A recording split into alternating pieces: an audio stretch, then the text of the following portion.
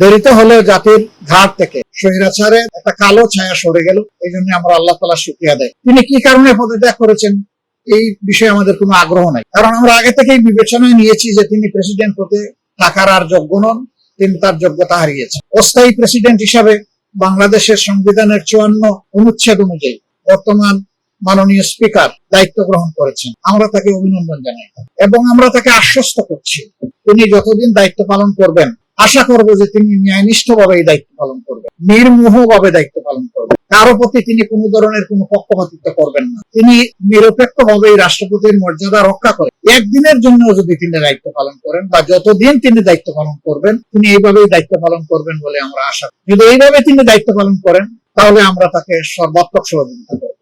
আমরা অস্থায়ী রাষ্ট্রপতির সুস্বাস্থ্য কামনা করি। সংবিধান অনুযায়ী 90 দিনের ভিতরে পরবর্তী প্রেসিডেন্ট নির্বাচন করতে হবে। তো যেহেতু এর ভিতরে সংসদ অধিবেশন হওয়ার কথা রয়েছে, কাজেই স্বাভাবিক প্রক্রিয়াই হয়তোবা সেই প্রেসিডেন্ট নির্বাচন অনুষ্ঠিত হবে।